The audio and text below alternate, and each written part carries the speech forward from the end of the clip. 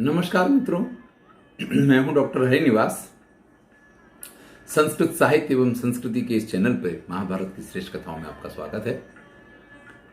अर्जुन ने अपने दिव्यास्त्रों की और दिव्यास्त्रों के प्रयोग की वो जो कथा सुनाई, युधिष्ठिर से नहीं रहा गया। युधिष्ठिर अर्जुन से कहते हैं, दिष्टया धनंजयास्त्राणि त्वया प्राप्तानि भारत, दिष्टयाचाराधितो राजा देवानाम ईश्वर प्रभु। ये बड़े ही आनंद और सौभाग्य की बात है कि हे अर्जुन, तुमने सभी प्रकार के दिव्यास्त्र प्राप्त किए, तुमने देवराज इंद्र को प्रसन्न कर दिया। दिष्टया च भगवान स्थाणुर्देव्या सह परंतप, माता पार्वती के साथ में आपने जो भगवान स्थाणु शिव के दर्शन किए, साक्षात दृष्टा स्वयुद्धेन तोषितश्चेतवानगर।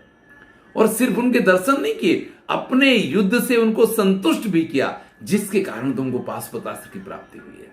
अर्जुन की बड़ी प्रशंसा करते हैं युधिष्ठिर, और फिर उनसे कहते हैं कि मुझे भी ये सारे दिव्यास्त्र देखने हैं।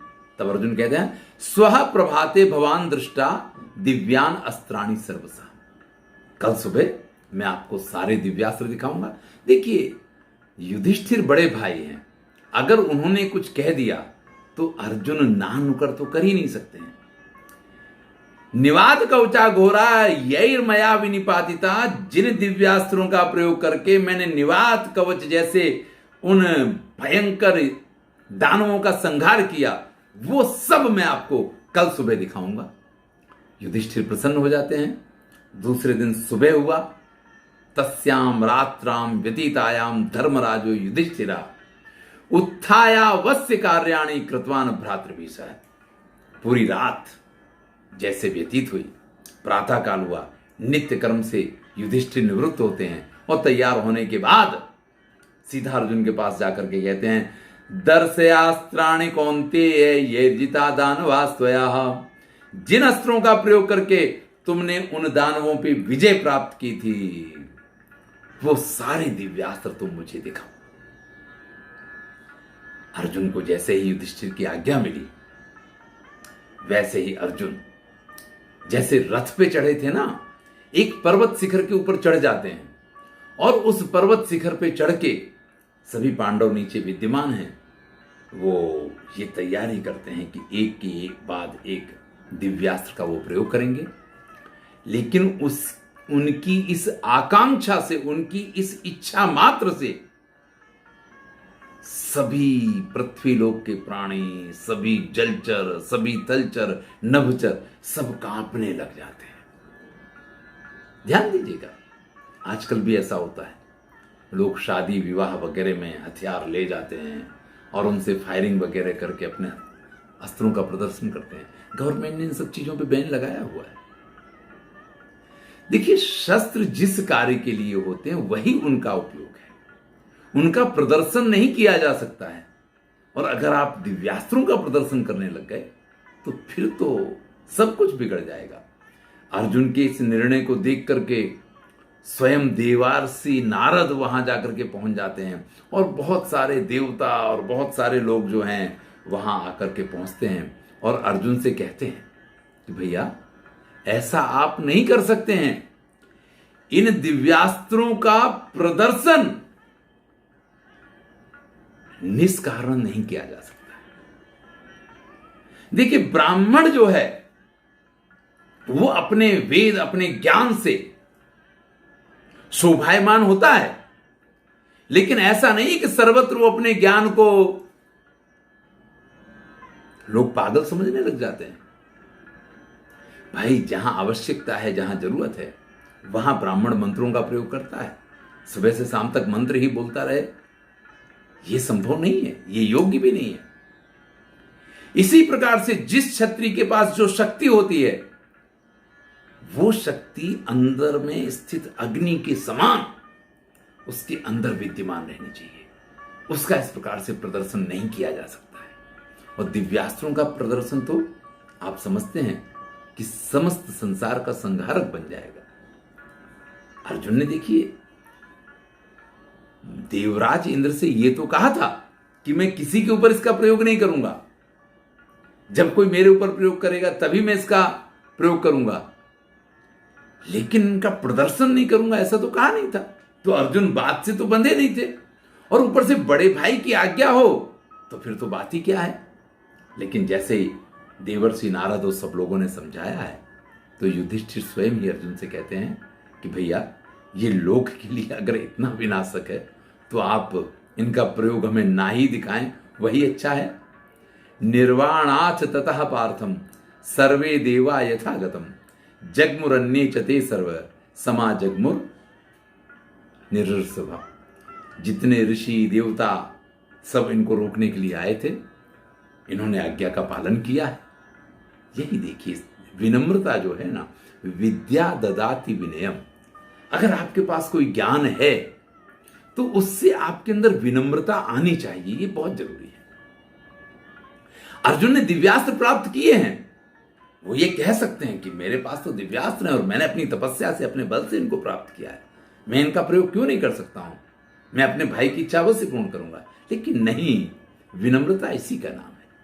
और विनम्रता जब व्यक्ति में आ जाती है तो वो इन सब चीजों का प्रदर्शन करता नहीं फिरता है। अर्जुन ने इस चीज का जैसे स्वीकार किया, सब प्रसन्न हुए हैं, इसके लिए उनको आशीर्वाद दिया गया। देखिए, अभिज्ञान शाकुंतल कालिदास की रचना है, बड़ा सुंदर नाटक है, सर्वश्रेष्ठ संस्कृत का नाटक माना जाता है। उसमें एक बड़ा सुंदर प्रसंग आता है। दुष्यंत ने मृग को मारने के लिए बर्बर बाण का संधान कर लिया है, और वो सारथी से कहते हैं कि अब बस मैंने ये बाण छोड़ा और ये मरा समझो। और तभी एक ऋषि आकर के कहते हैं, आश्रम मृगोयम न अंतव्या न अंतव्या, आप इसको मार नहीं सकते, ये आश्रम का मृग है। अब विचार कीजिए कि जिसने, जो उसका पीछा करते करते दौड़ते हिरण के पीछे रथ को दौड़ाते दौड़ाते वहां तक आया, और बराबर जब निशाना साधा, जब बिल्कुल बाण छोड़ने की स्थिति आई, और तब कोई बीच में आकर के कहते कि भैया इसको मत मारो, तो फिर वो बाण रुका करता है क्या? लेकिन उस सरसंधान को दुष्यंत ने रोक लिया, और जैसे ही रोका वैसे ही वो ऋषि आशीर्वाद देते हैं, आत्मतुल्यम, तुम्हारे जैसा पुत्र तुम्हें प्राप्त हो। अगर आप विनम्रता दिखाते हैं जीवन में, तो जो श्रेष्ठ लोग हैं उनके सामने दिखाई गई आपकी विनम्रता निरर्थक नहीं जाती है, आपको शुभ आशीष मिलते हैं, आपको वरदानों की प्राप्ति होती है। यहां अर्जुन को सबने आशीर्वाद दिया है। महर्षि वेदव्यास कहते हैं, तेषु सर्वेषु कौरव्ये प्रतियातेषु पांडवः तस्मिन्नेव वने हृष्टा त ऊसु सह कृष्णया। फिर वो लोग चले गए, और उसी प्रदेश में, कुबेर का जो प्रदेश है जहां पे ये लोग आए थे, गंधमादन पर्वत पे, उसी जगह पे ये लोग अत्यंत आनंद के साथ, अर्जुन आ गए हैं, द्रौपदी के साथ रहने लग गए हैं। काफी समय बीत गया। महर्षि वेदव्यास लिखते हैं, समेत्य पार्थेन यथैक रात्र मूसु समास तत्र तदा चतस्रा। अर्जुन के आने के बाद सब लोग इतने आनंद में हैं कि 4 साल जैसे एक रात्रि हो, इस प्रकार से व्यतीत हो गए। हिसाब करके लिखते हैं महर्षि वेदव्यास, पूर्वाश्च सट ता 10 पांडवानाम शिवा बभुर वसताम वनेषु। पहले के 6 वर्ष, देखिए 5 वर्ष तो ये यहां पहुंचे तब तक हो गए थे, और अर्जुन स्वर्ग में ही थे 5 वर्ष। तो 5 वर्ष के बाद उनकी शिक्षा दीक्षा पूर्ण हुई है, फिर निवात कवचों के साथ युद्ध हुआ है, आकर के पहुंचे हैं, तो 6ठे साल में इन सबकी मुलाकात हुई थी, और उसके बाद 4 साल और गुजर गए। कुल मिलाकर के वनवास के 10 साल यहां आकर के पूर्ण हो गए हैं, ऐसा महर्षि वेदव्यास लिखते हैं। जब 11वां वर्ष शुरू हुआ, 11 वर्ष मिदम वसामः सुयोधने नात सुखा सुखा रहा तम वंचयित्वाम अध बुद्धिशीलम अज्ञातवासम सुख माप्नुयाम। अब देखिए, भीम कहते हैं युधिष्ठिर से कि हमें 10 वर्ष पूर्ण हो गए हैं, 11वां साल लग गया है, अगर हम इसी तरीके से बने रहेंगे तो स्थितियां बिगड़ सकती हैं। इसलिए हम किसी ऐसे स्थान पे चलते हैं जहां दुर्योधन को पूर्ण तरह से विश्वास हो जाए कि हां अब हम यहां अच्छे ढंग से रहने लग गए, और जब उसको पूरी तरीके से विश्वास हो जाए कि हम वहां रहने लग गए हैं, तब हम वहां से अज्ञातवास के लिए किसी दूर ऐसे स्थान पे चले जाएंगे कि हमारा ये 13वें वर्ष का अज्ञातवास भी पूर्ण हो जाए। और वैसे तो आपके आशीर्वाद से ये सारा समय बड़ी सरलता से गुजर गया है। कहते हैं सुयोधनी नात सुखा सुखारा, उसने तो हमें बड़ा दुखी करने की कोशिश की, लेकिन फिर भी सुख हमारे भाग्य में था।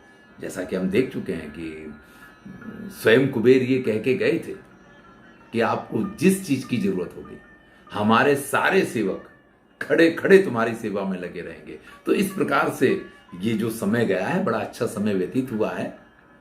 लेकिन भीम अब कहते हैं कि हमें भी कुछ प्लानिंग करनी चाहिए। यहाँ तो बड़ा मजा आ रहा, बड़ा अच्छा प्रदेश है, बड़ा अच्छा वातावरण है, सारे प्रकार की सुख सुविधाएं हैं, लेकिन ऐसे काम तो नहीं चलने वाला है।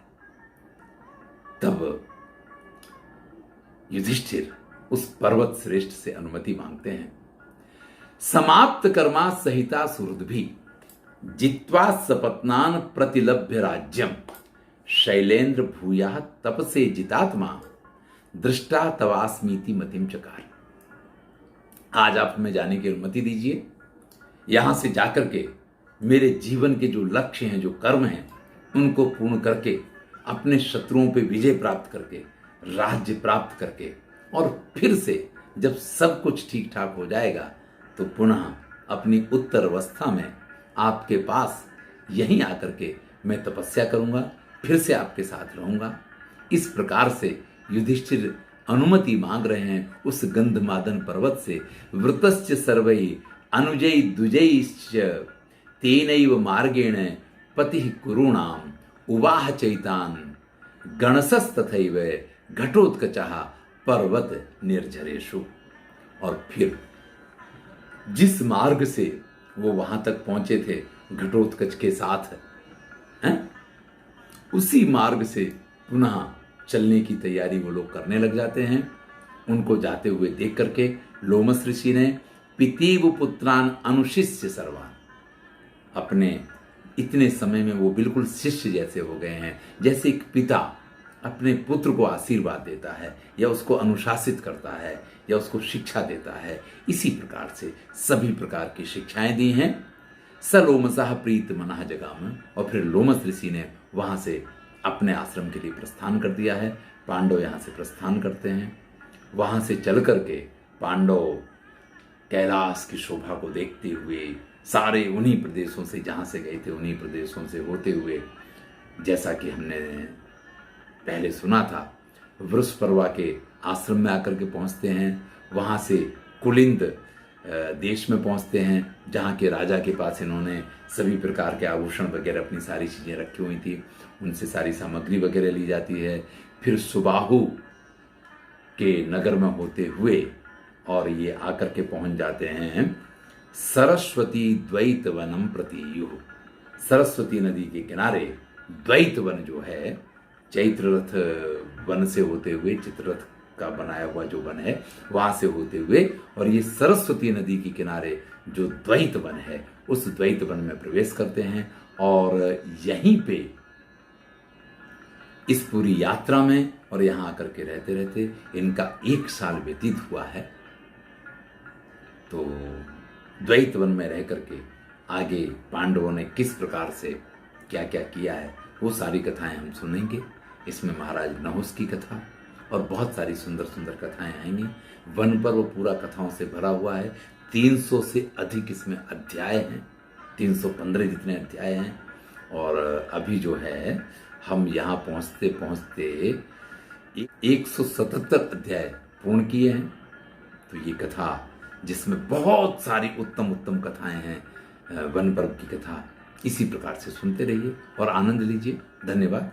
मैं हूं डॉक्टर हरिनिवास और चैनल का नाम है संस्कृत साहित्य एवं संस्कृति। महाभारत की श्रेष्ठ कथाएं चल रही हैं।